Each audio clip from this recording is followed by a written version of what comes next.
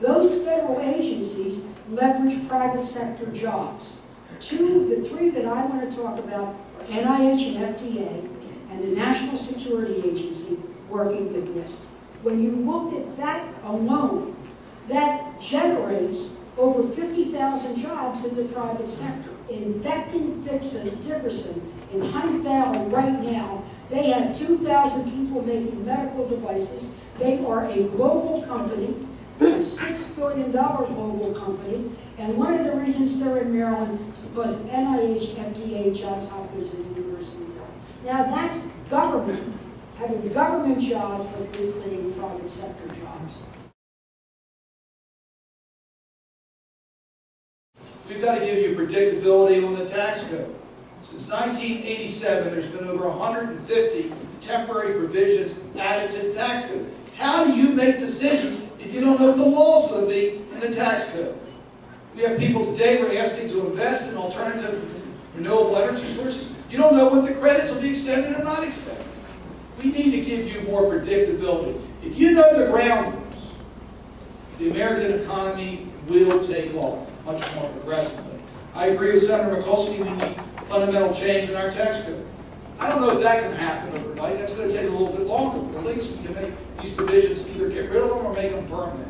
And I'm urging that in the conference committee that I serve on to try to get that done. Level. Reduce the taxes, free our businesses from stifling regulations, give them some certainty for the future, and the economy will rebound. Thank you.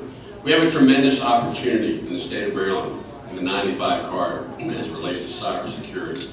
I am the ranking member of the Intelligence Committee, and Barbara Mikulski is also in the Intelligence Committee, so we work on a daily basis as it relates to a lot of the intelligence issues, but more importantly, cyber. Now the good news is that we in the 95 corridor with NSA, Fort Meade, and basically Aberdeen too, we're considered to be the cyber capital of the world.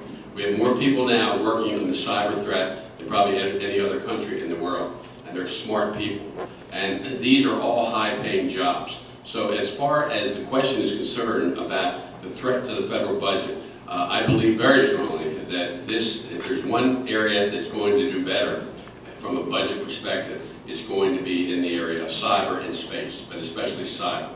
And that's where we're located. Over time, the desire, the intent, and I think the strategic vision we have is to begin to migrate away from traditional fossil fuels and in the direction of renewable energy and clean energy technologies. Natural gas now offers the potential to be a real bridge from the old way of doing things to the new way of doing things. There's great opportunity right here in this area of the Marcellus Shale deposit, but we've got to approach that in a very careful way and make sure that as we take advantage of what promises to be a real opportunity, that we do that in a way that's safe, that protects the Chesapeake Bay watershed. And I think we'll hear a lot of discussion about that as we move forward. When it comes to energy policy, I think the role of federal government is to really create a framework and then stand back and let the market function and let entrepreneurs jump into that space. I am sure that in this room there are many small companies that are in that new clean energy technology space, but are worried and anxious because they don't have a kind of predictable framework in place. And venture capital and the other resources that need to support cutting-edge clean energy technology stands on the sidelines until we come up with a good framework that allows those companies to identify what the price points are going to be on competing sources of energy.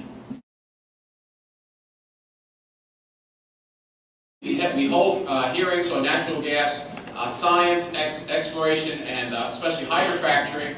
I wanted to go see a site. I wanted to see what all the hubbub was about. The shame is I had to go to Pennsylvania to see it. I couldn't go to Maryland to see it. Now I will tell you that we have to be careful. We certainly have to be careful about the boom in natural gas exploration and production. But when you have an energy source that is now 1/5 the price of that energy source in 2008, 1/5 the price. That would be like $1.20 a gallon gas or $1 a gallon gas.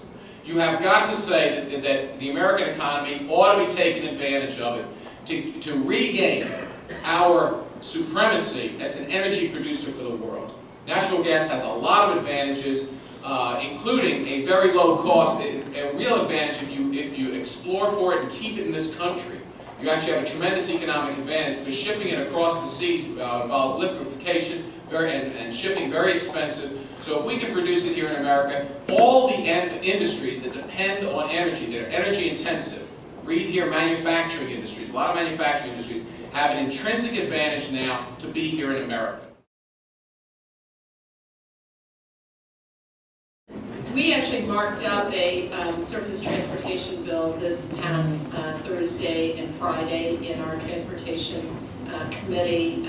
Senator Cardin spoke earlier about the bill that's coming through the Senate. It's not entirely clear to me how from here to there we're going to get to one bill that can then go to the president, but I really hope we can, because we know that about the greatest engine that we can have for economic growth in the country right now is investing in our nation's infrastructure, putting the 1.5 million construction workers who are unemployed back into work, all of our tradesmen and women back to work, our engineering companies back to work, and repairing our infrastructure. That's why I've been part of a bipartisan group in Congress calling as well for what I think is the most important economic stimulus that we could do in America. And that is adopt a big, bold, comprehensive economic plan to get our fiscal house in order in America. America cannot sustain the fiscal imbalance that it confronts. You will not have certainty until you think we are on a sound fiscal path. You will rightfully be worried about how we're going to get revenues, and pretty soon the bond market is going to force us to do some very dramatic, painful things if we do not act.